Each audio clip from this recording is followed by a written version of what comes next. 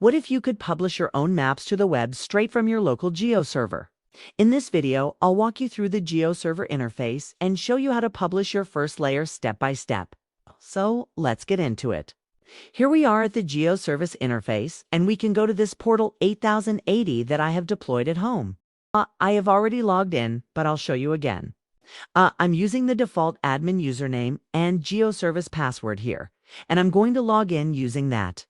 So these are some of the highlighting tabs here.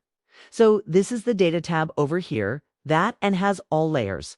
The stores, the work, and the styles.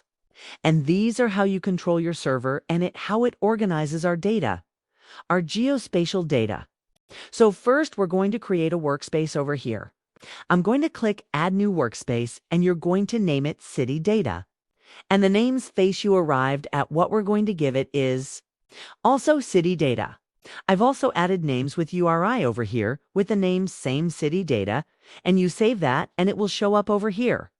So this is where we will store all our data for this project. Then we go for data stores. I'm going to add a new store. And right now we are uploading a shapefile here. So that is what we'll select over here. Shapefile. And we'll select this workspace that we want to save it into city data. We're going to name it, let's say, Pakistan, right? And then we'll save it. But although we will have to add the shape all over here, and we're going to add it from our local data. I'm going to locate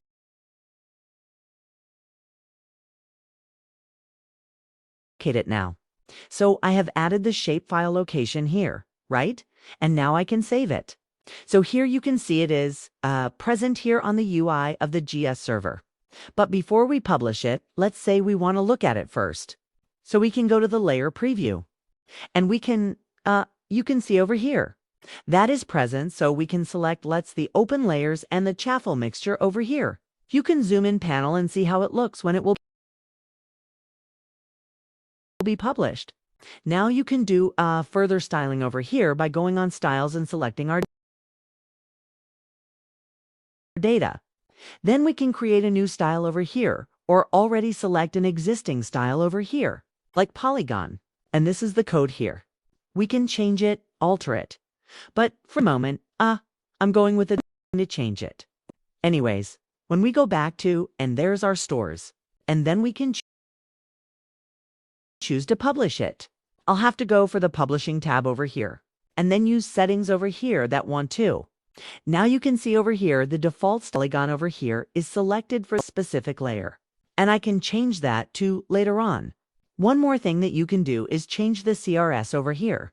Again, we're using the default CRS of the BGS 8.4 here, but you can also change that according to your liking.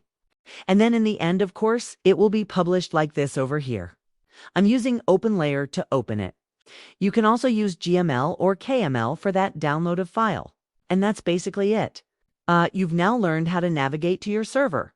Create a workspace, and you've got a basic understanding of the tabs in it.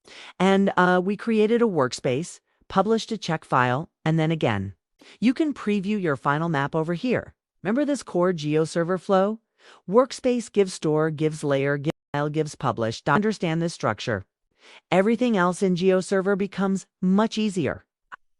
In the next videos, we'll dive into GeoServer Tutorial Part 4, how to publish shapefiles, vector data step by step. Subscribe and ring the bell to stay connected.